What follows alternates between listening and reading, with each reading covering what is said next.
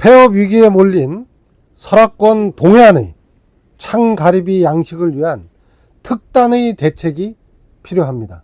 동해안 참가리비는 한류성 어패류로 수온 때문에 삼척 이북 지역에서만 양식이 가능합니다. 그런데 강원도 동해안 창가리비 양식 가구가 폐업 위기에 몰려 있습니다. 일본산 수산물 수입 확대로 시중에 일본산 가리비가 넘쳐나기 때문입니다. 일본산 참가리비 수입은 2021년 11,260톤, 2022년에는 13,000톤으로 점차 늘어나는 추세로 국내 소비량의 98.4%를 차지하고 있습니다. 반면 국내산 참가리비 생산량은 22년에 240톤, 23년에 200톤으로 대폭 줄고 있어 국내 소비량의 1.6%밖에 안 됩니다. 이와 같은 추세는 시중에 국내산이 보호받지 못하고 있기 때문입니다. 먼저 원산지 표시가 제대로 지켜지지 않고 있어 일본산의 50% 이상이 국내산으로 속여서 판다고 합니다. 또한 일본산 가리비의 대량 수입으로 동해안 국산 가리비의 가격 경쟁력이 떨어지기 때문입니다. 결국 국내 양식 가구 수가 2018년 39가구에서 2023년 8가구로 줄었습니다. 5년 새 무려 31가구가 폐업하거나 멍게 양식으로 전업하였습니다. 삼척과 강릉의 창가리비 양식 가구는 전멸했고 남은 곳은 양양 4가구, 속초 1가구, 고성 3가구 뿐입니다. 이 와중에 일본은 한국에 더 많이 수출하겠다고 하고 있습니다. 작년 9월경 일본 무역진흥공사는 핵오염수 해양 투기 이후 중국, 홍콩 등의 일본산 수산물 수출길이 막히자 새로운 수출 확대 지역으로 대한민국을 포함시켰다고 밝혔습니다. 중국과 홍콩은 일본의 후쿠시마 핵오염수 해양 무단 방류에 따른 자국민의 건강보호 조치를 위해 일본산 수산물의 수입을 전면 중단하는 조치를 취했습니다. 그런데 윤석열 정부는 별다른 조치 없이 국민의 먹거리 안전 책임을 방기하는 사이에 일본은 수산물 수출 확대 지역으로 한국을 포함하고 있는 것입니다.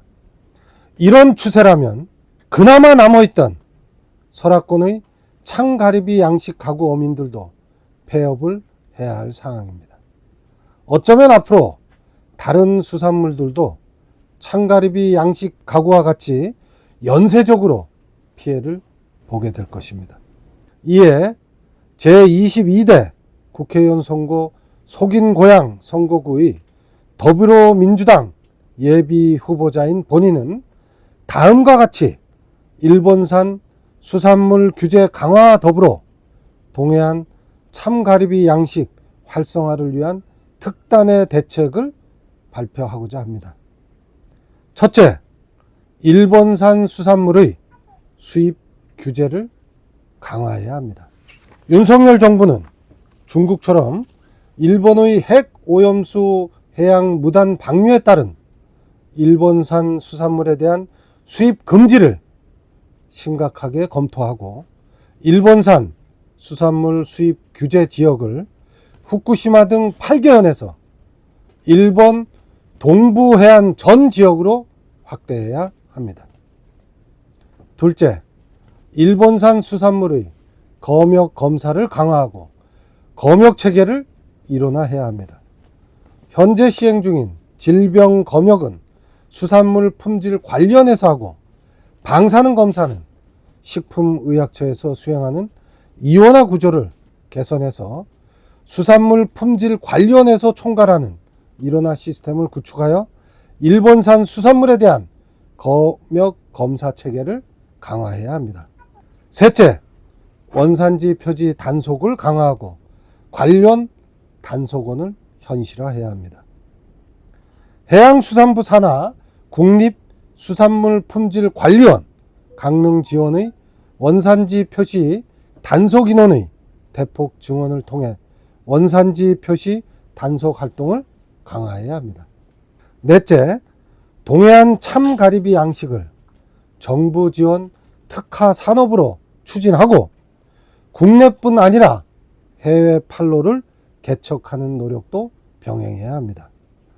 설악권 동해안의 참가리비 대량 생산 시스템 및 안정적 생산 여건 구축을 위해 바다 목장화 사업을 적극 추진해야 합니다.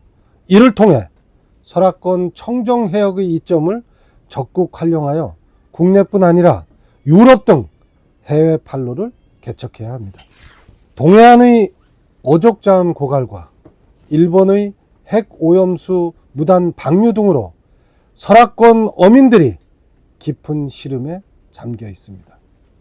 이런 상황에서 일본의 수산물 수출이 계속 확대되고 우리 어민들을 보호하기 위한 특단의 조치가 취해지지 않는다면 동해안 어민들의 삶은 더욱 힘들어질 것입니다.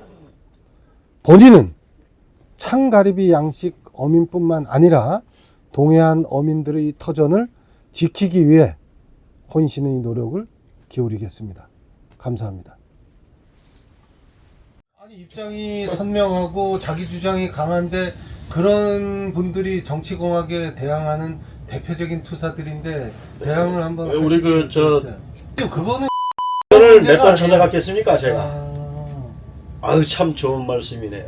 또 내가 하다못해 저기 찾아갔었어요. 그런데 그게 국회 상임위 할 때 그렇게 모니터링을 해봐도 뭐 간담회 할 때만 얘기했는지 모르겠는데 한 번도 저는 거론된 바가 없었다는 거.